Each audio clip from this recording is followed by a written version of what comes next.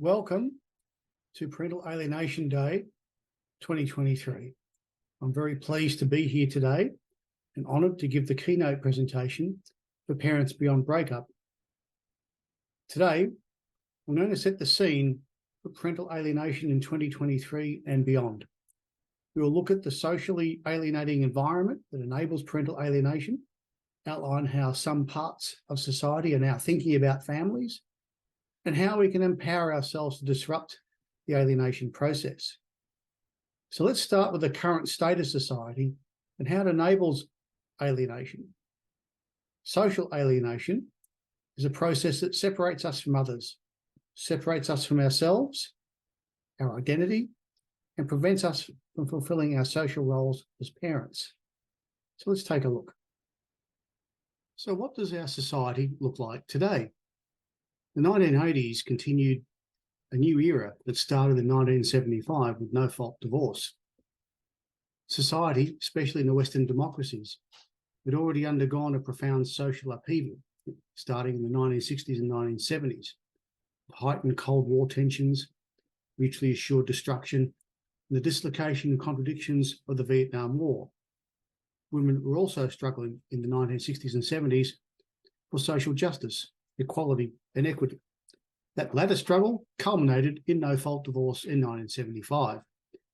That change signalled the end of marriage as a social institution and the transformation of the family. So where are we now?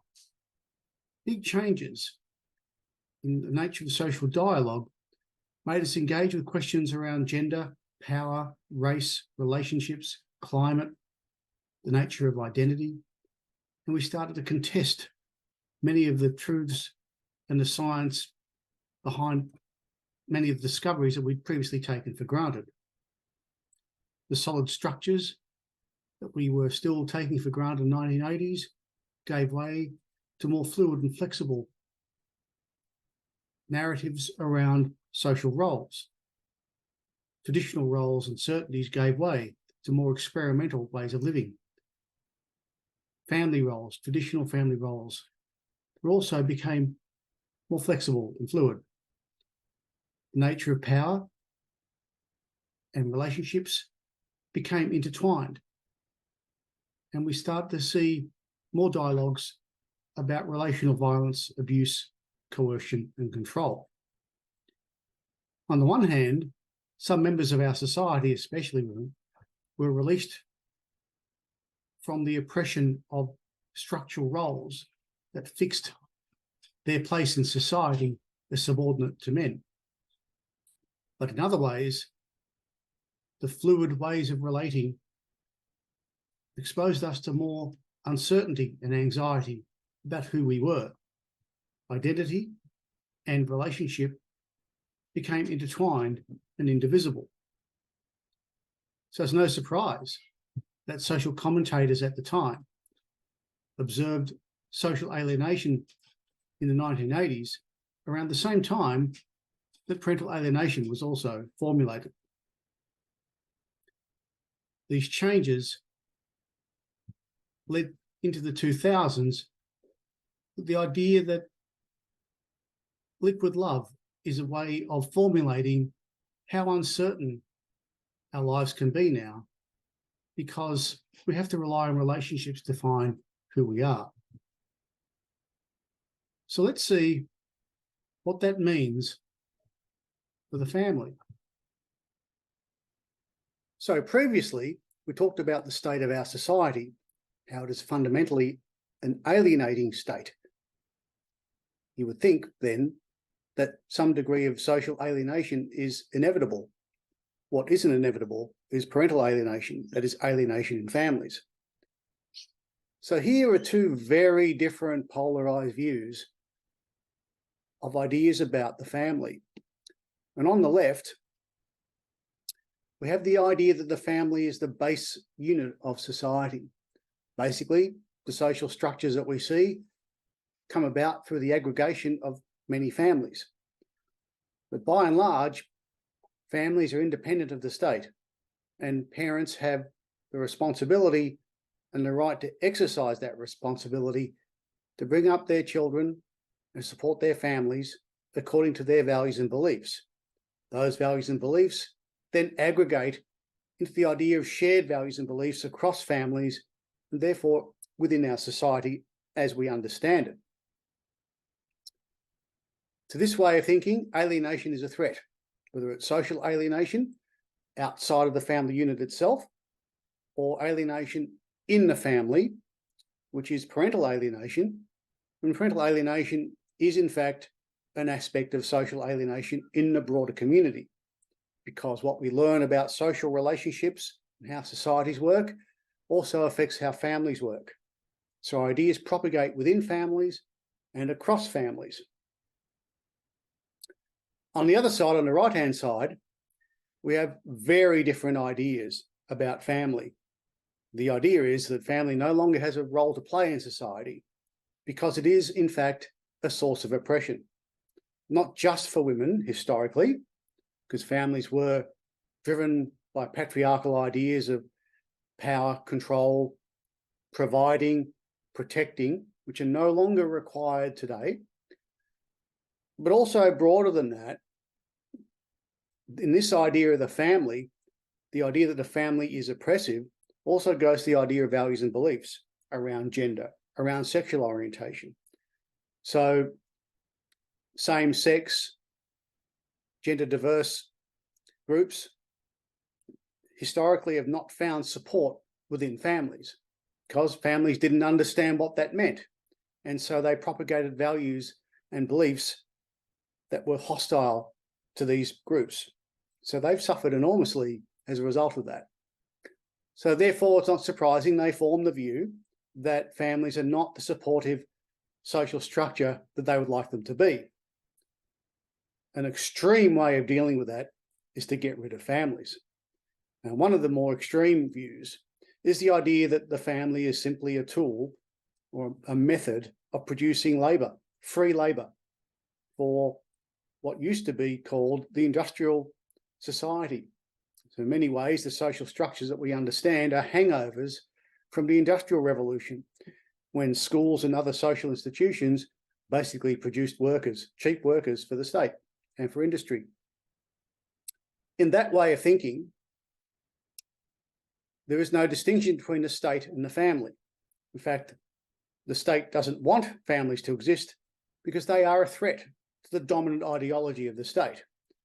In typical repressive dictatorships, families stand as a bastion of freedom within that society, and they're in a position to usurp those oppressive forms of power. And that's why tyrannical regimes don't like families and want to get rid of them. In this way of thinking, alienation is a method. It's a method of destroying families and restructuring them according to a dominant ideology. What we're going to look at now is what that means. What are the core elements of the modern day family? So what is it that alienation propagates in families? What are the new models of families? What are the values that they propagate now? So previously we talked about increasingly pervasive ideology that families are no longer the centre of our society, that family relationships, parent-child relationships, are no more special or different than any other relationship, and they're replaceable in a broader social matrix. And we see that manifesting in proposed changes to the Australian Family Law Act that remove any concept of the family. There's been a big movement for children to have their own voice, especially in matters that affect them so much, such as when their families separate.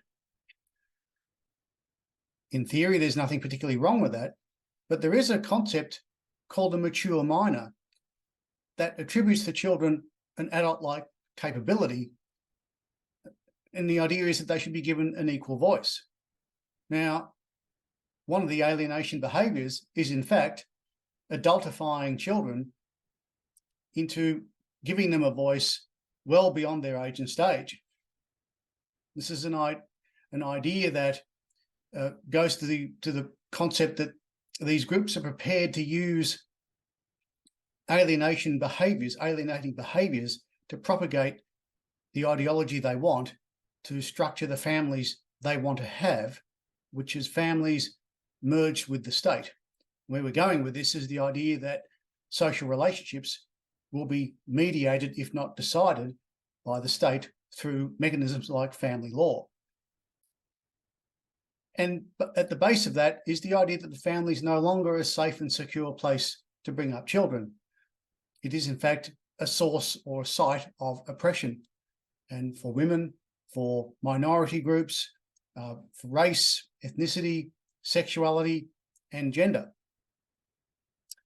So where does that leave us? It leaves us thinking about how do we overturn this increasingly dominant way of thinking? What position do we take? Does it help us as alienated parents to have a diagnosis of complex post-traumatic stress disorder or depression or anxiety? Yes, they are the outcomes of what's been done to us. But do they help us actually challenge the social conditions that cause us to respond in that way? And the answer is they don't. It's time to take a more activist stance. Let's see what that looks like. So alienation will quite literally drive you mad. No question about it. And our madness, our anxiety, our depression, our PTSD, we become putty in the hands of the people who created the social conditions that made us behave that way. Is that the right way or the best way of going about redressing the situation for ourselves and for our children? I suggest probably not. So let's take some inspiration from people who've been there before us. Florence Kennedy was an African-American activist fighting for women's and minority group equity and equality in the USA. As an African-American, as a Black American, she was subjected to institutional racism that's still going on today in the US. Australia is not immune from that. So how do you address oppression, suffering, dominant ideologies, tyrannical regimes, when it seems like it's a David and Goliath battle, and you're the David and they're the Goliath? Well, time to rattle their cage. It's time to take a stand, not necessarily overtly, but we do have to let people know that we're there, we're agitating. We're not going to let them get away with it quietly. We can challenge them, make them feel uncomfortable about their ideas, their ways of approaching alienation in families, child psychological abuse in families, the effects on children.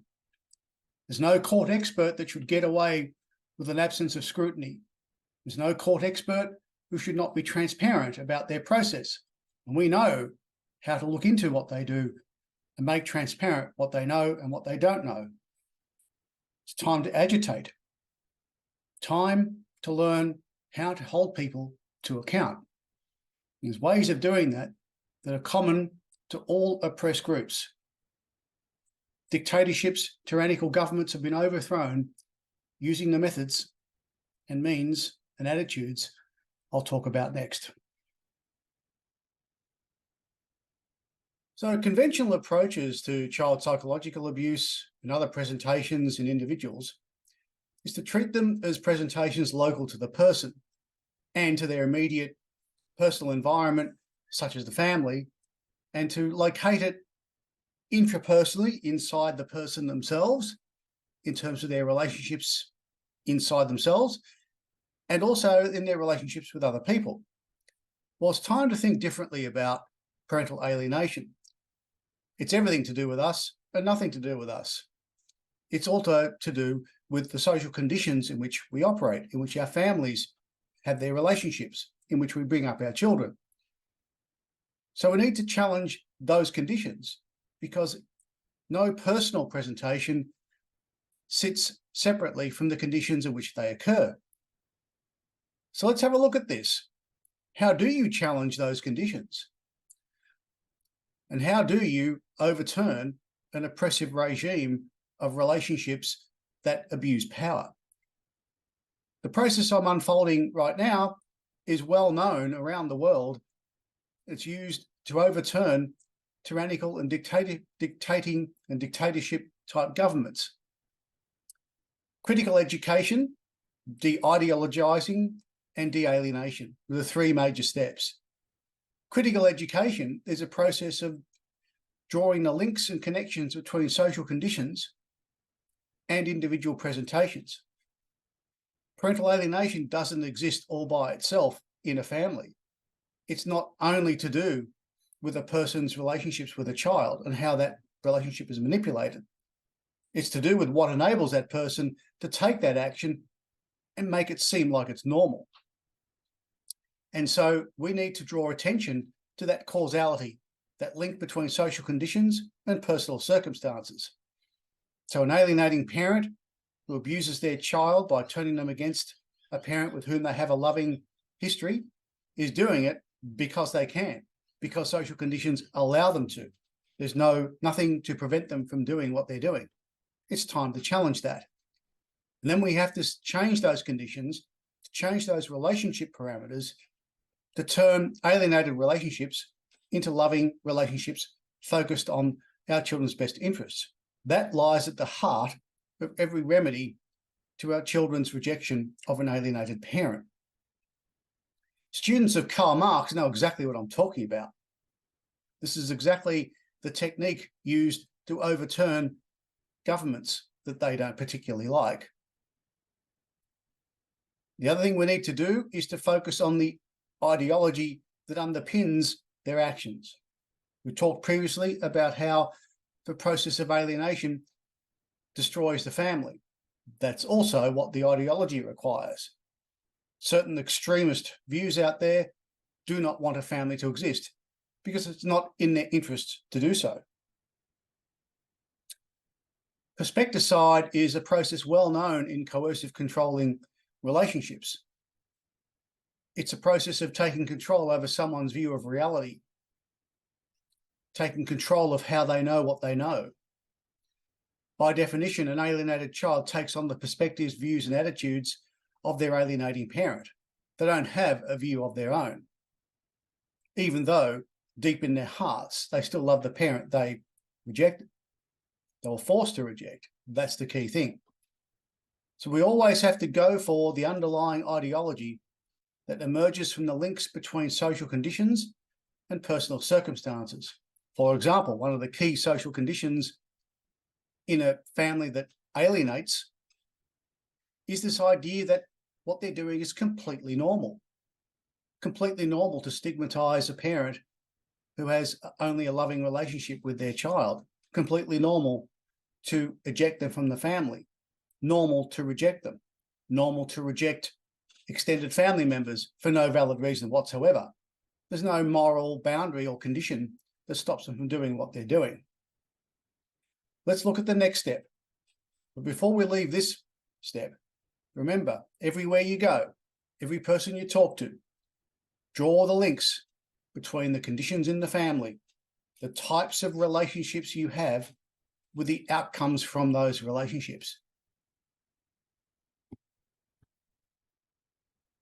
So let's continue the theme of organising instead of agonising. Let's continue with the idea of being activist, of being political, of being social, of addressing the conditions that cause alienation.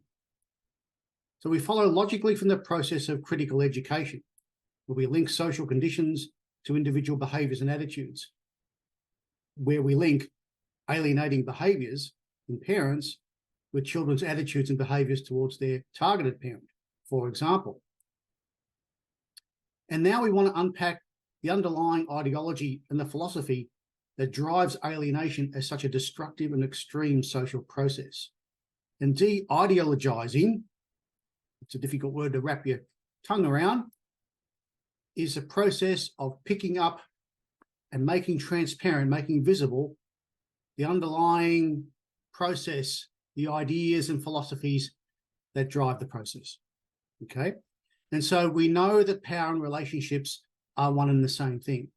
And so when we talk about power relationships, we talk about power and relationships as one. Who has the relationship has the power. Who has power has relationships. And so people exploit them. And they use relationships, the power embedded in them, to marginalize family members.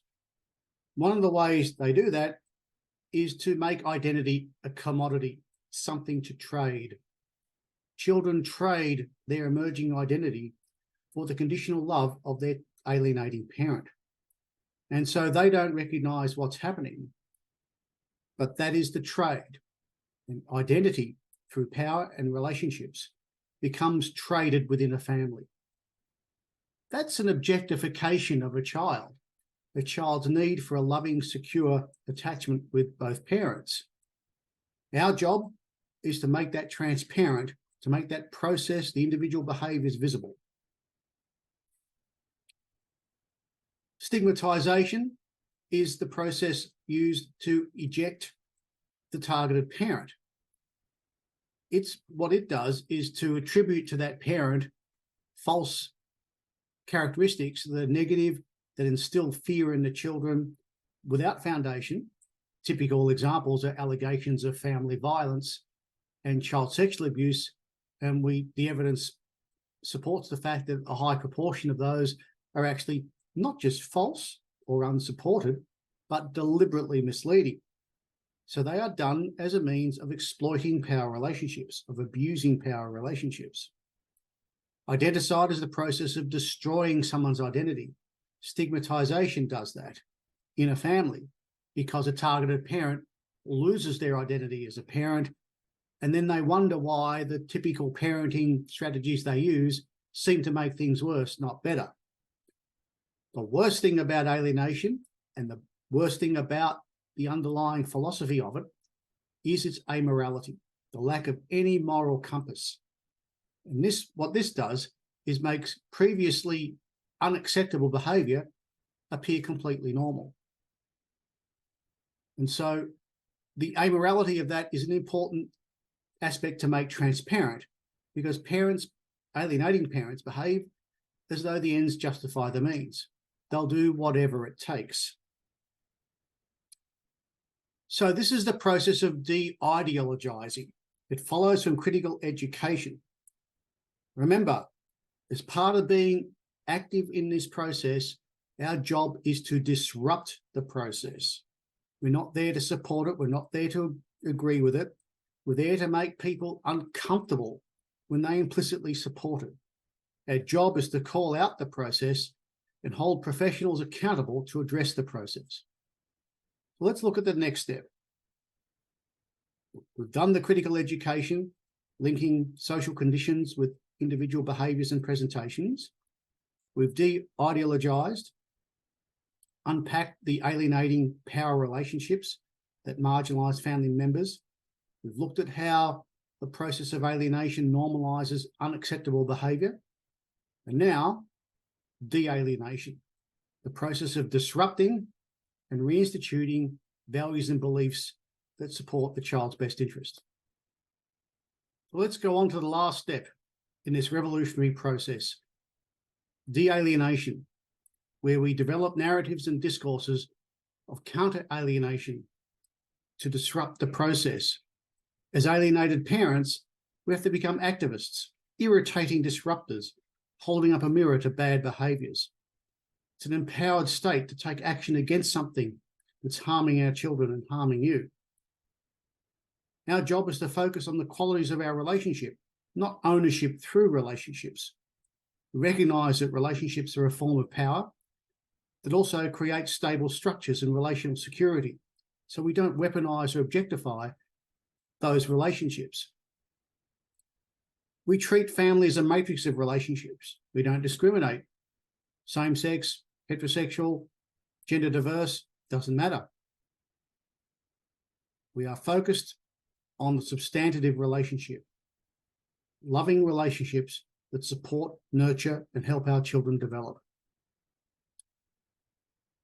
And that way we disrupt the corrupted attachments that enmesh our children, entangle our children with alienating parents.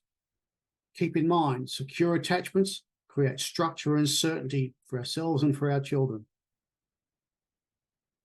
And our job is to call out the internal contradictions. Remember, the people who alienate, alienating parents, extremists who propose families no longer have a place in society, don't care how they achieve their aims. They will hurt anyone who gets in their way. They don't care about the casualties. This is one reason why alienated mothers don't really have a place with these extremists, because if they can't recognise alienation, they can't recognise mothers who are alienated either. So that's it.